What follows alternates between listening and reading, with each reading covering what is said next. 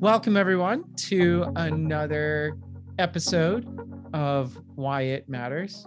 I'm Tracy Kronzak, Director of Innovation at Now It Matters.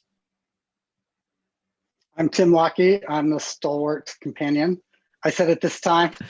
I know what it means. It does not mean toadstool. The gap on that was only a fraction of a second too long. We're getting so much better at that handoff. It's ridiculous. After another 40 really episodes, very polished. We'll get it down. I promise. Very polished. You know, I think of us as between two nerds. That's like, instead of between two ferns, I feel like we're just like between two nerds. Yeah, that's a subtitle for me. Anyway, so I'm recording in the future very soon, Tim. I'm really gonna mess with you and just be like, "Welcome, everyone." That will totally mess with me. That will work. But now that I know about it, I still won't be able to. Oh, that's the strategy I'm telling you about. I know. Yeah, exactly. It'll still work. Anyhow, we are very fortunate to have our guests today, whom I actually had the pleasure of getting acquainted with, albeit very briefly, only in the past month. Tiffany Spencer, who is COO at Esor Consulting and founder of HBCUforce. And in fine tradition of Why It Matters, Tiffany, why don't you introduce yourself? Because I can only wind up the pitch so much before I just sound like, high art form sycophancy. So there you go. Well, those things are right. So you did good. I'm Tiffany Spencer. I am actually from Cincinnati, Ohio. We didn't talk about that. And I have been living in Florida for a really long time. I went to Bethune-Cookman University, which is an HBCU in Daytona Beach, Florida, founded by Dr. Mary McLeod Bethune, who is a world-renowned educator and advisor to many, many presidents. She's a just amazing, amazing woman. I've been in the Salesforce ecosystem for over 13 years. I started off as a system admin, actually was one of the very first 500 certified. So that makes me sound old. I'm sorry. It's just that's how long I've been around. Don't calculate anything. I could have started, when I was 5. So I have worked as a system administrator, a Salesforce administrator, a business analyst, and consultant for lots of different size companies and types of companies over the years. A lot of experience in financial services, and I don't even really know what else. I've worked in a lot of industries across a lot of clouds. And most recently, as you mentioned, I am the COO and practice director for Esor Consulting Group, founder of HBCUforce, and actually program director and board chair for an organization in Orlando called Black Orlando Tech. Oh, cool. Yeah, I missed that one. The well, two things. One, Esor, which is not an acronym. What our listeners missed is, I tried to sound smart with Tiffany in the pre-show, and I was like, Esor is an acronym, isn't it? Would you care to tell me what that means? And she's like, no, it's not what that means at all. But HBCU is an acronym. It is. And for our listeners who might not know what that is, dive in. Yeah, HBCU stands for Historically Black Colleges and Universities. It's a designation given by the government years and years ago as part of this land grant, where on this land, universities were built to specifically educate Black people, because if you maybe know that all places did not want to have Black people at their schools. I know that's could be hard for some people to imagine, and so we had to build schools to educate our communities. And so, for example, Bethune-Cookman, when they're built, she actually bought that land. It's a landfill. It was the only land they would sell her. She bought that land for $1.50. She started that school with 4 little girls. Well, the story goes, she started that school with $1.50, 4 little girls, and faith in God. And they tell stories about that school, how she would, have to fight off or deter, the Klan and other people from coming to the school and trying to do harm to the school. On our school grounds are some of the original buildings. Her grave is there on our campus. And so that our schools have lots and lots of history, and not just lots of history from the struggles that that the founders of our universities went through to have a place to educate us. So, What year was that founded? I don't remember. Or decade, time era, and fine if you don't know. I could Google it and tell you. I was gonna say You just have that history so down. I was like, normally I have it up in front of me. amazing. Well, so there was two schools. So the original school is the Bethune Institute for Girls, and then Cookman was a boys' school. So that's why it's Bethune-Cookman. There were two schools that came together. Gotcha. See, I was going to ask all these needling little questions because, true story, I was a tour guide in college, and our school was part land grant, part private. So, I know a lot about kind of like the first Land Grant Act that sort of was like go out and create it. But what I couldn't remember is whether or not it was that land grant that also established HBCUs, or if there was a secondary one where that was done as part of the Reconstruction to further education. So I was about to pepper you with a ton of questions, but let me Google that for everyone. Yeah, Bethune-Cookman is 1904. Got the it. Higher Education Act is 1965. Got it. Yeah. So these are different periods in time from the original sort of land grant. Sorry, you were I did get all the rest of it, but two things. You were a tour guide, Tracy? Yes, I spent 3 years walking backwards. I Actually, could 4. I'm just imagining you like, and we're walking. Oh, Like, it's just a great image I've got going right now. yeah. And I suspect you would make up things you didn't really know the answer to. Am I correct about that? No, I actually Oh, okay. memorized All right. so much knowledge about our school. It was ridiculous. We used to enter trivia contests for drinking. So I knew like a lot of stuff about our school. What I would make up would be the answers to the questions that parents would ask me that like just parents shouldn't.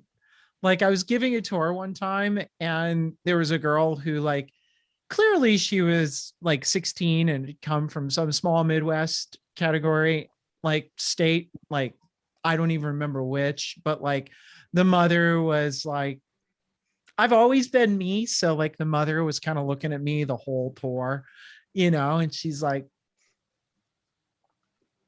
what kind of agenda are you on here? And at the end of the tour, she's like, will my daughter be having sex at this college? And I was like, What?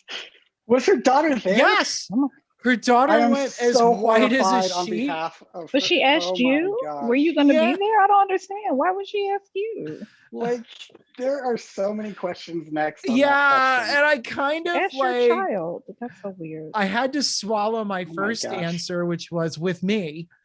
And then, I had to kind of come up with a quick one to like preserve the fact that we also like lived off of tips that paid for the shots that, paid for the trivia contest.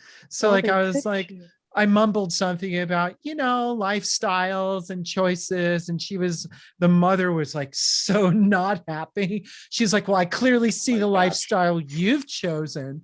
And again, the daughter was just like, oh my gosh. Anyhow, lest we digress, because college. So anyway, the other comment, that is such a weird question. Yeah.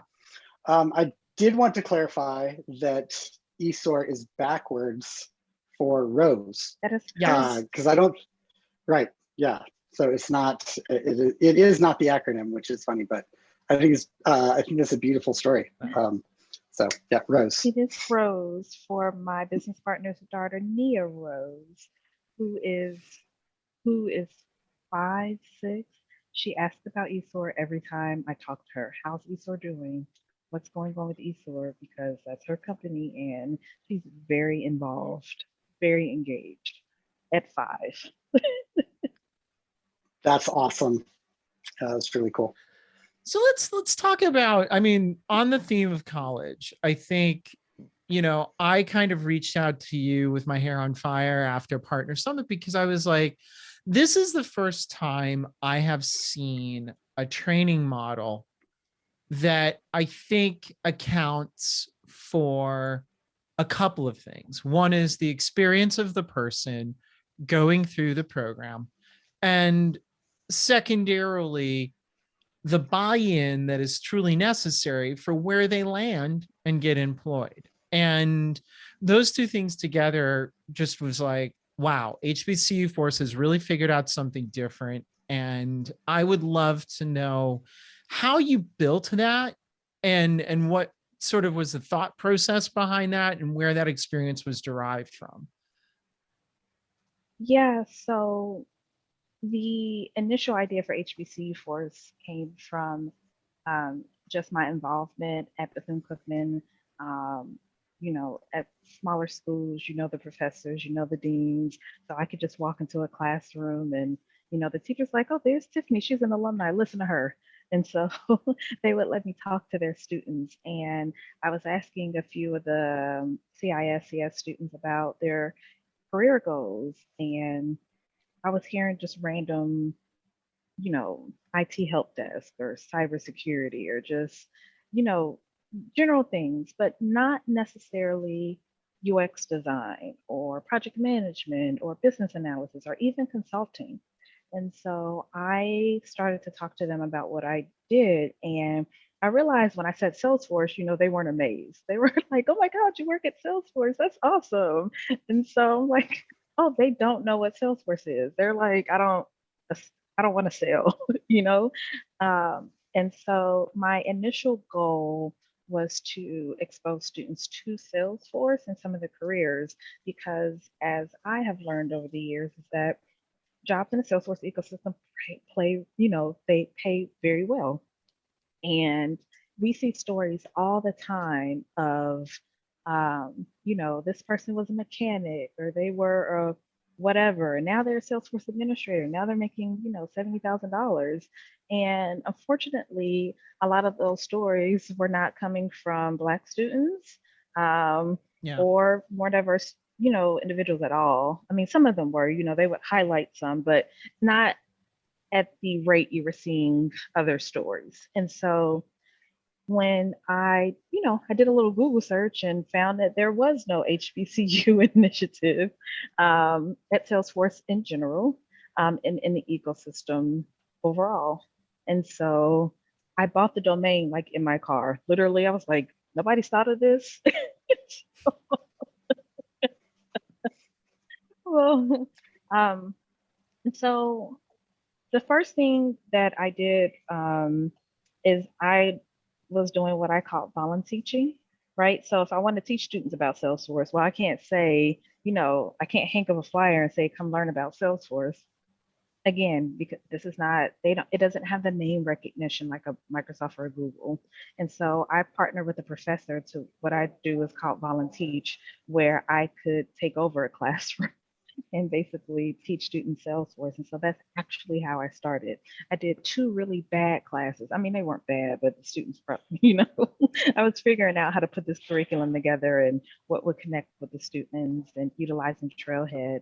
And I took that model actually and built out what I wanted for HBCUforce. So a few things I learned. So one is figuring out how to connect the students to Salesforce. 2 is I figured out that there were companies that might be interested in meeting some students that were learning Salesforce. So I actually, there's a platinum consulting company that's maybe 45 minutes from Bethune-Cookman. They invited my students to come there. They did a whole half-day presentation to my students talking about what is a consultant. They did a demo for them. They had HR there, and then they hired a few of my students as interns, paid internships. And that was the first part of the model, right?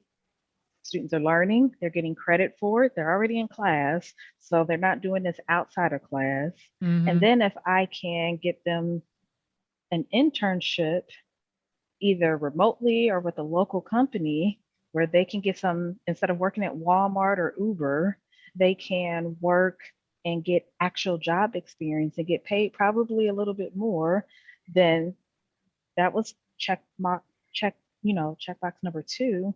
And then the third thing is actually get my students hired. So my very first student that I had actually just got a job in the ecosystem when he graduated this past year.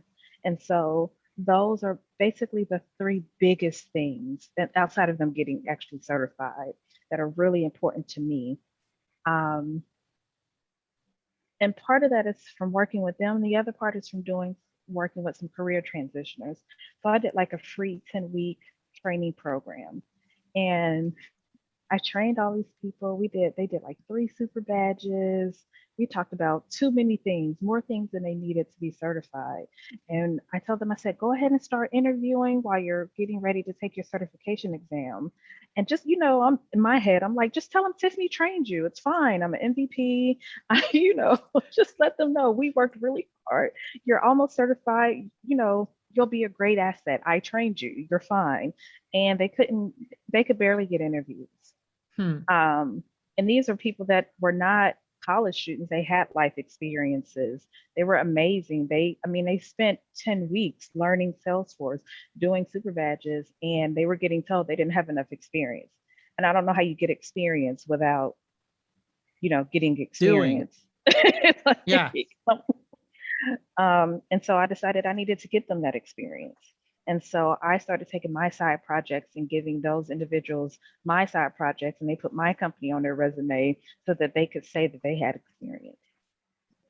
That makes a lot of sense. And there's something else really interesting in everything you said, and that is the types of jobs that you described those students articulating when you first walked into that classroom.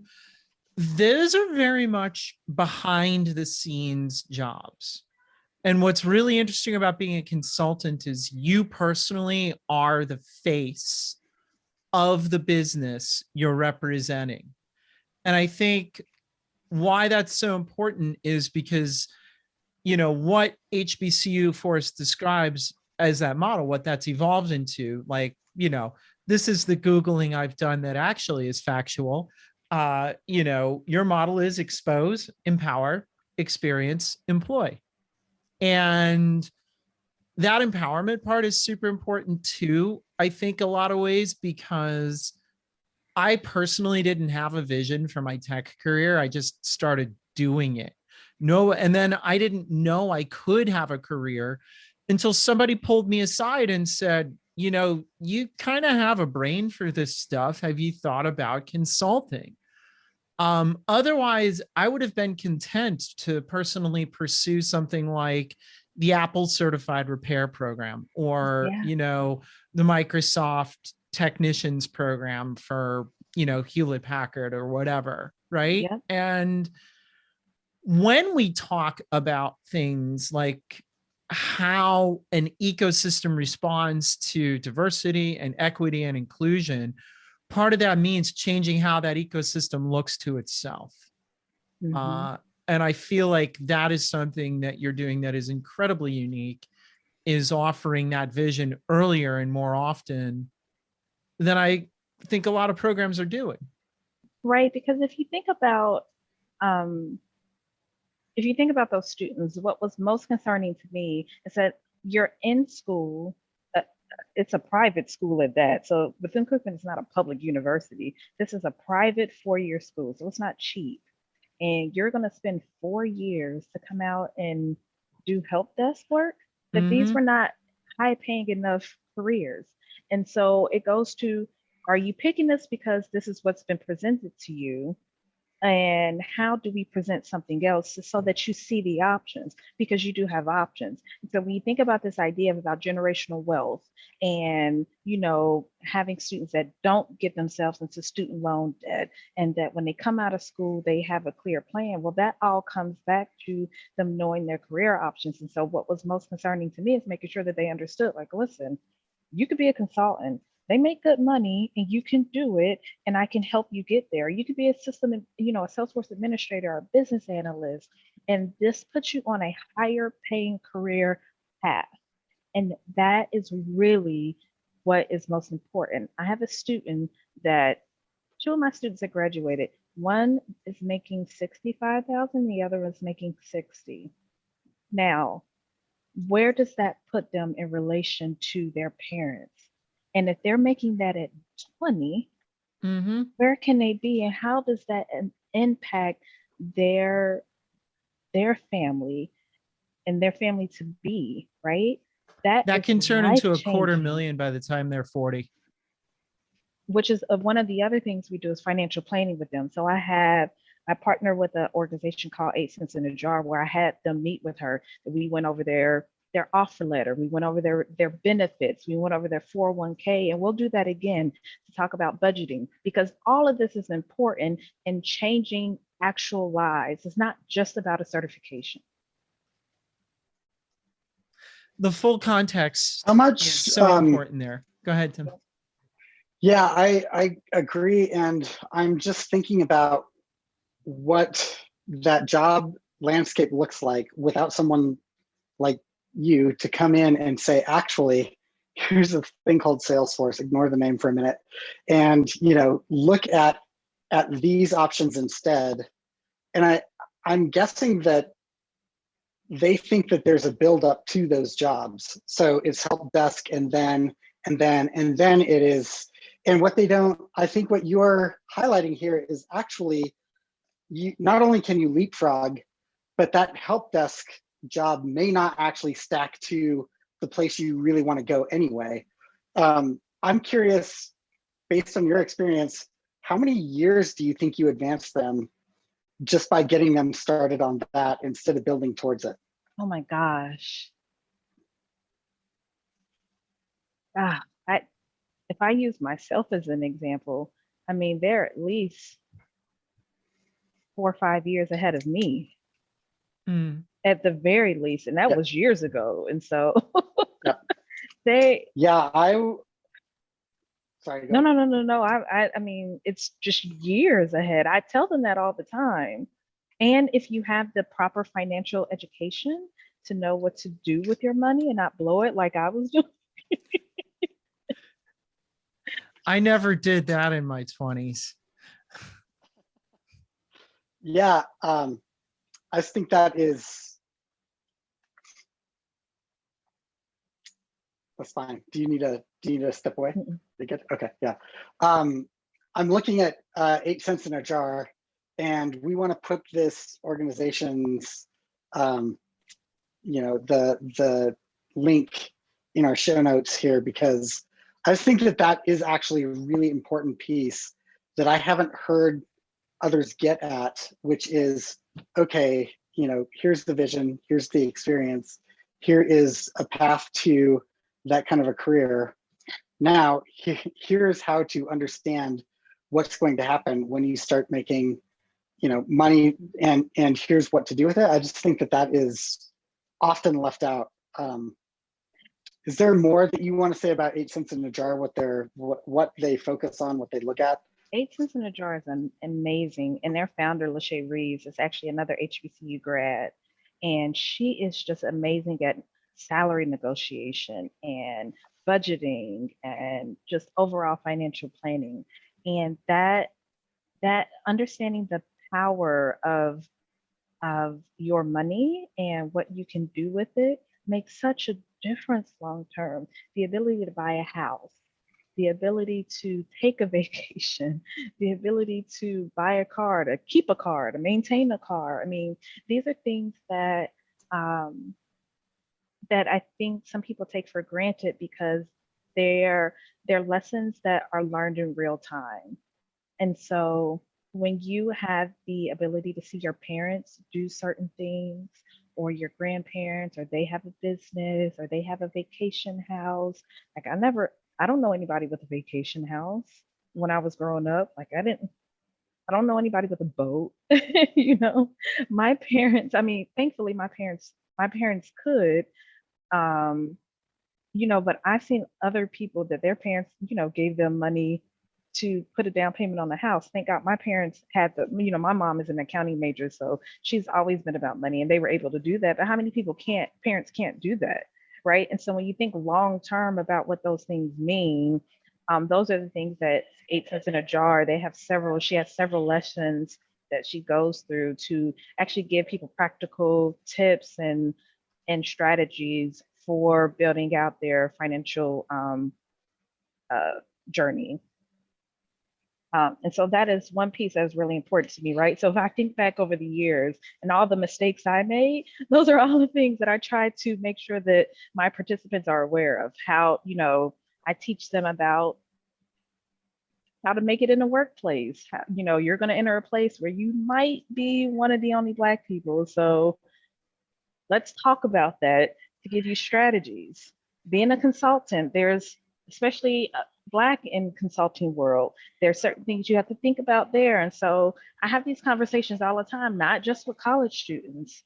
I have these conversations with just people in the ecosystem. They're like Tiffany, that are career transitioners, that know me, that call me, that ask me for meetings on LinkedIn because they're having these same concerns. And I take all of that information and say, okay, we need to put this into our program because otherwise I'm setting these students up for failure if I don't do this for them.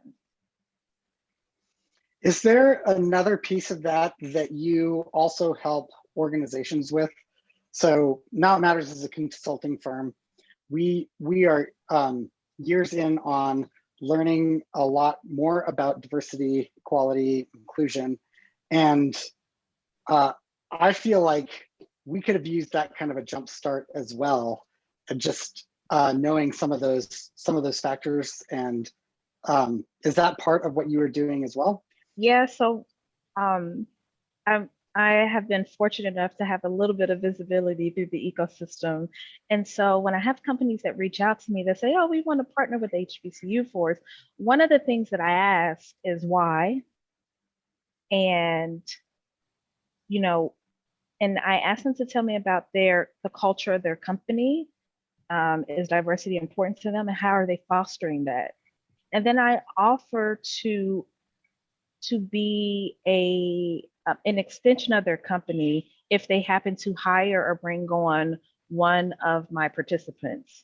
I want the feedback to go both ways because so many times either we don't get feedback like people, or we're blindsided by it. And so being able to get constructive feedback and give it to the person in a way where they can act on it and adjust is important. But then on the other hand, I want to make sure that we can give that company feedback because there's so many talented people that have worked at companies like I did, and it was a terrible experience and they needed feedback. And so I want to make sure that if my participants are not comfortable, they're experiencing something, that I can also give that company feedback. Because it's important both ways. You can say you can hire diverse people all day, but if you do not keep them at your company, then you're wasting time and money. And I would hope that's not what companies want to do. I would hope that they would want to really change the culture and really see what's happening in this process as to why they're losing their diverse employees, why they have a pipeline problem in the first place. And that goes into so many other areas that companies don't think about that I would like to, we do offer that kind of to be a sounding board and to help actually plan with those companies so that they are successful in their efforts. Does that mean that you're pretty ahead. selective about which companies you say yes to? Sorry, No, Tracy. it's fine. We're probably driving at the same place. And so it's interesting, right? So when I started HBCUforce, I really wasn't thinking about money. I was like, it doesn't take any money for me to train people. I could just, and then I started really planning. I'm like, oh no, wait, I need instructors and I actually need a program director. You know what? Maybe this does take more money. And so in building out our sponsorship packages, we have made the decision to to sort of be careful with what opportunities we're sharing and which companies we want to put in front of our students, because otherwise I'm setting them up for failure. If I put them inside of a company and I don't coach them, now, what I would hate to have to do, if there's a company listening, I would hate to have to coach my person to say, just work there for a year and then quit if they don't value. Well, so that's actually, Tim's part one of what I was thinking about, because what I actually found really great about the sponsorship, the way that it's shaped, is it's not a like, yay, we're doing another diversity thing and we're giving away our output for free. You as a business are buying into this, which gives us the power to say no to your money. And I think that is really impactful, because it doesn't take driving the outcomes for your students away from HBCUforce. Whereas I feel like a lot of programs are like, and we've added more folks to the pipe, and that is our output. Part two of what I wanted to ask you is actually related to that, and that is, what are the trend lines in that? What does that look like when you have to give feedback to companies? We have a lot of folks who listen to this who do own companies, and I'm not Tim and I are barely like that kind of thing. I think really needs to get out there. So like, what does that look like, when you have to do that with companies? What are the items that you're like, please, for the love of all things, don't do or do? So one, it is really important for us to have partnerships, true partnerships. I don't want a company that's just like, give me 5 Black people and, thank you very much, right? I really do want to have that feedback with companies. That is very, very important, to have an actual relationship with their talent or HR or whoever this person is that's doing the recruiting, or whether it's the manager, the HR, whatever. It's super important because this is an ongoing thing. It's not a one-time thing. Um, and because we're new, I haven't had to have that conversation specifically yet, but I have this conversation with companies when I talk to them, right? To be able to let them know that these are things that we're thinking about. There are reasons why Black people don't stay at your company, and we would like to tell you that, just in case if you don't know, right? And so I those are things that I want to make sure that I'm bringing up to see their reaction, because that's really, really important. And I would imagine what it would look like if I did get feedback is that I would probably schedule a meeting and just, kind of ask specifically about an area, or, does your company have a policy for this scenario? Let me tell you why I'm asking, right? To be able to give them some context. I think, I don't think, I know that that there are individuals that will minimize their effect on their employees, and they will minimize a situation or a scenario, and they'll sweep it under the rug, not understanding how much that has hurt one of your employees to the core. And that resentment does not go away. People think time heals all wounds. It does not. That is filed and stored, and people will continue to do their jobs until they don't want to do that job for you anymore. Right. And then what the company sees is, oh, they quit, they got another job. And that's not actually true. And so my goal is to give them that actual feedback. Like, no, they wanted to stay, but this happened. It was not addressed, or you addressed it in this manner. You did not support your employee. And so they chose not to be there anymore. And I think companies need to do a better job of getting that information or trying to find that information. And I want to make sure that if it happens to one of my participants, that I'm giving that information to them. That seems particularly important in an employee's market that is emerging, where like finding talent is actually just, you know, just as complicated as finding customers at this point. And so I think that organizations that are not used to templating out their culture and figuring out how to receive that feedback and how to make adjustments for it stand at a huge disadvantage just in general. And then if you add into that cultural complexity, you're also just going to find that you can't compete for talent anymore. And salary is not enough. That it just is not, that is not the deciding factor on why people stay or leave at employees anymore, or employers. It's not. Esor is really small. I mean, we're we don't have all of the perks and benefits that a lot of larger, more established companies do. But when I put out a job requisition, I had employees that reached out to me that said, I'm really interested in working for a minority partner. And they were willing to leave a more established company to come work for Esor. And that should really tell partners something about what's happening. I've had our employees say to me that, they didn't realize how much less stress they would have in our environment, right? That there's a value that's being placed on that, because it is taxing working in certain environments. And it's already happening across the ecosystem, right? There's a large pool of independent contractors. Those independent contractors left a partner because they didn't want to work there anymore. They didn't feel valued. They didn't feel fulfilled. They didn't feel safe. They didn't feel heard. I can go make money and do this for myself. I don't have to be here. Yep.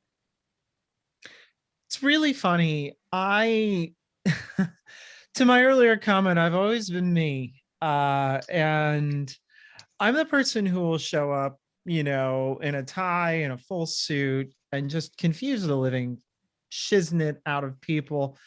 But I've always done that. And, what's really funny is, to that, my own kind of part of that experience, one of my first employers, my consulting docket was filled with small to medium religiously slanted organizations ranging from Phoenix to Atlanta. And they were just like, this is what's on our docket, go and service them. And I was like, okay. Yeah.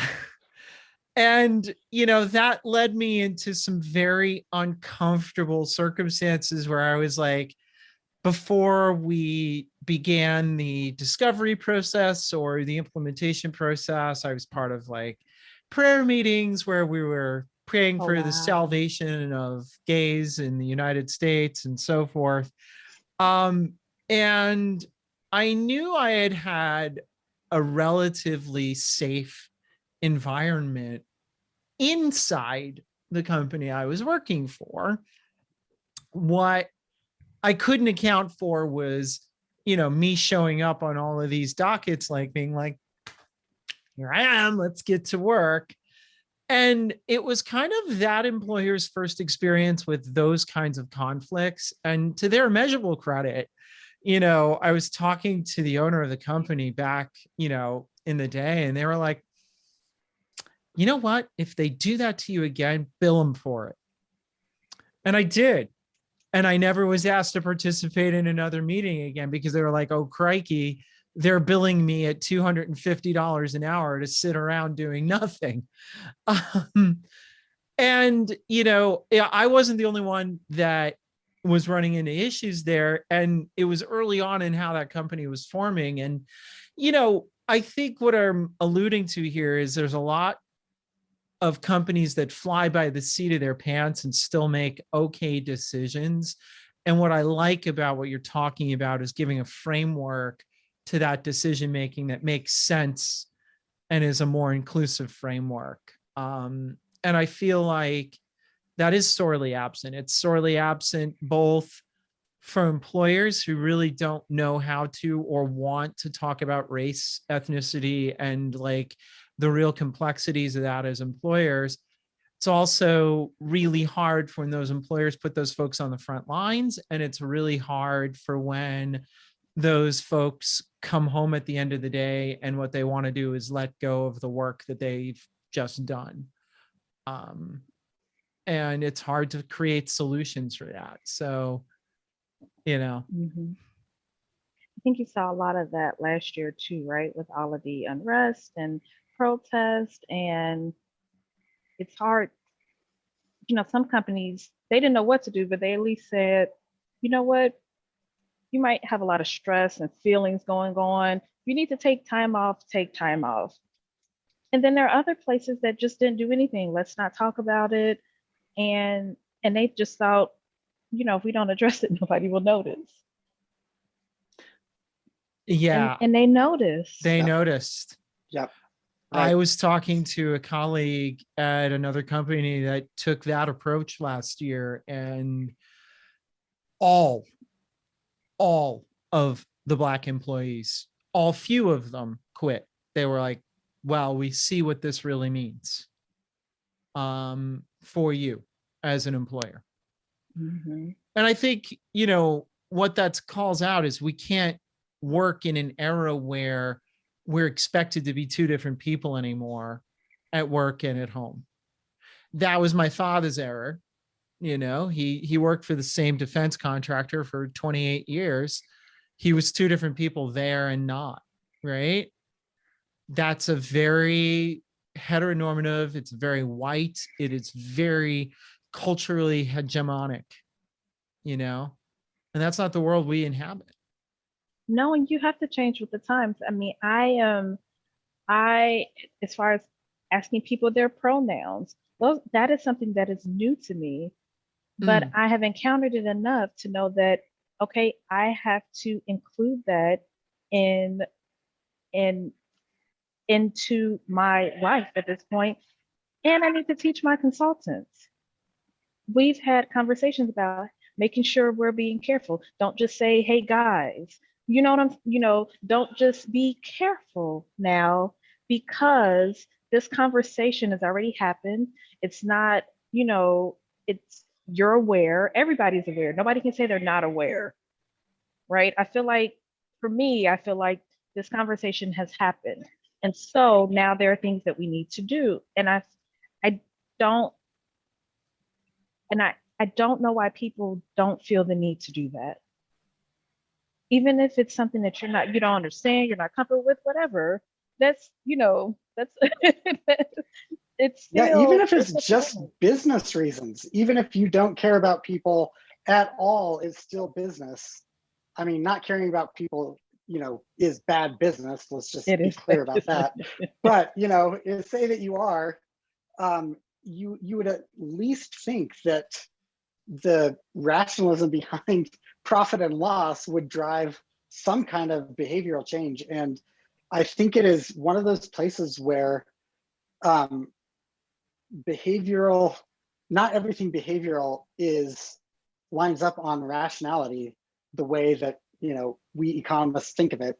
And I think this has been a point of great exposure on that, where the discomfort of even raising the question or doing something about it is so high that they would actually prefer to lose people and not address it. And I think you're right. I don't think that people any longer, I don't think it's lack of awareness at this point. I think now it's now a choice or inaction at the very minimum.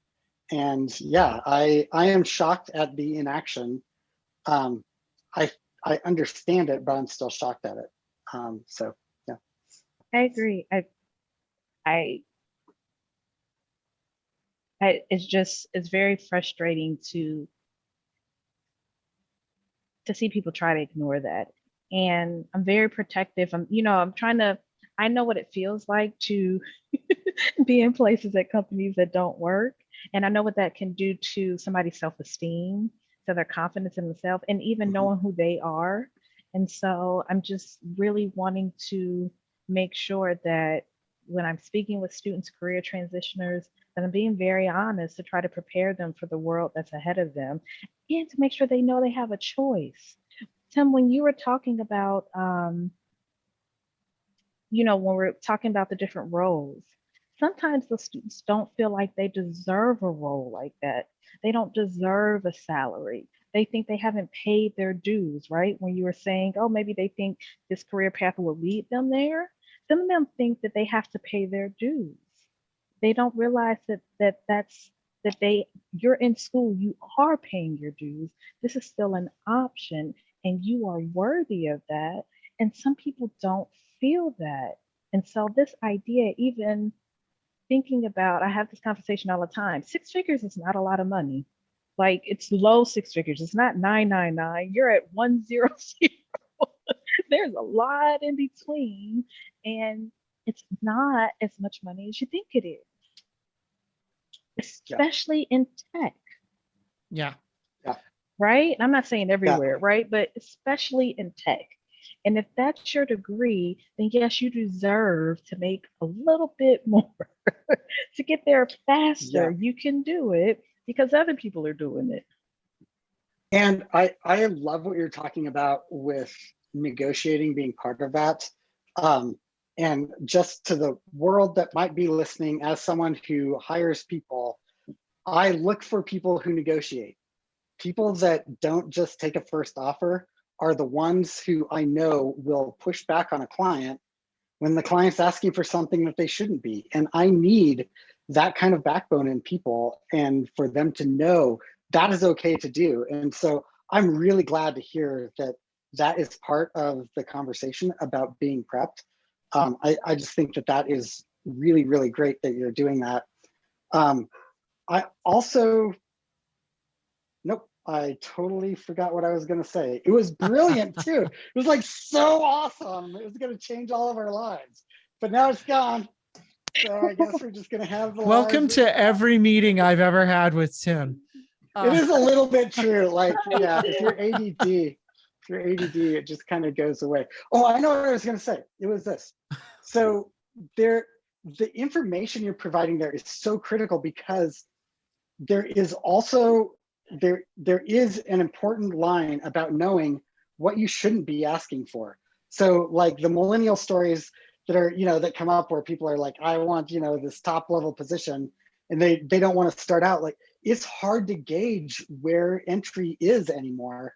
Entry doesn't Yeah. mean entry. And so I think if you're coming in and pinpointing, nope, this is actually, and like, you can start right here with the experience that you already have. I just think that that is such powerful, life-changing information. I just think about, what does that mean 3 generations from now? Like, the work that you're doing on Yeah. that is just, at an economics level, it is mind-blowing, the kind of effects that will have. So I get very excited about that, as you can tell. But And no, thanks for me that work. too. I cried. So one of the career transitioners I worked with, she was like a legal assistant. She was having to go into the office through COVID, and she was making like $35,000. Like, and she is so good. And when she got her first position, she more than doubled her salary. She can work remotely. I cried, like literally could not stop crying for like, I don't even know how long, because, she just bought a house. And I know that that was a big deal for her. And just understanding what that meant financially for her. Like, the, that is just, Why do you do this? Like, what's in you that is like, okay, I've gotten this far, and so this is now what's next for me. Because you're already working a full-time job, and you're president of another organization. And I mean, I've looked on LinkedIn, and you're also speaking at events and starting user groups, and like, you were not bored. Like where does the passion and energy and time for this come from? I think I always had this desire to serve and to help. And I always, so one is I always knew that I was making, I'm like, this Salesforce thing is really cool, right? And I'm getting paid good money to do this and I enjoy it. And I wanted to, I was sort of telling people about it, but not a lot. And so when I started going back to the school, I think and being more involved in the tech community in Orlando, I think I felt more of a responsibility to do more, especially seeing Pep Up Tech and seeing, Vet Force or military, what is it, Trailhead Military and all these areas. And I I didn't see, I didn't see me in those programs. And I just felt a need to do it. So, um, but I've always been a mentor. I've always had a mentee. I've always had somebody that, it's basically my child somewhere that is just like, um, and so this is more just formalizing. And I think being involved, to be honest, being involved in the community, I, in coming, I got a little bit more confidence to actually run an organization and run a company, things that have been pulled out of me over the years because of corporate America. So it kind of helped to push me down this path. I'm glad that you're on that path. You're doing really important work. And you seem really uniquely qualified to do it so well. Yeah, it's funny. I hit a point in my career, and I've said this to one of my own coworkers, where I'm like, I've been doing tech in some way, shape, or form for 20 some odd years for nonprofits. And I need a destination for the pile of crap that I know to land, right? Like, and the ways of existing in this world to land, that I know how to survive through now. And I do think that surviving is its own form of role modeling, even if it's not a perfect one. But I've had that moment even in the past year where,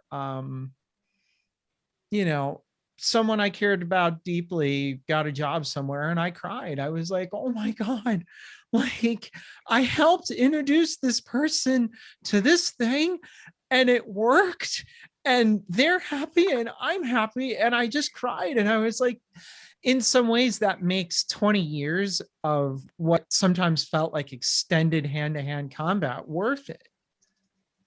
Yeah, agreed. And so what I want to ask is, less about, all of the things that we know are the true constraints of the world of IT and the changes that I feel like we've heard articulated in a few of these conversations. Tiffany, you're not the only one to bring up the notion of worth, and you're not the only person to bring up the notion of safety, and you're not the only person to bring up the notion of, it's not adequate to just create more.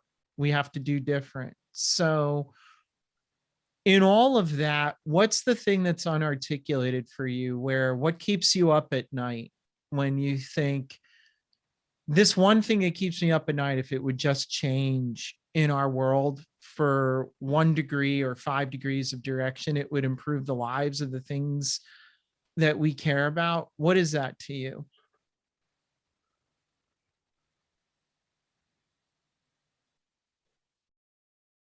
Oh no. Um,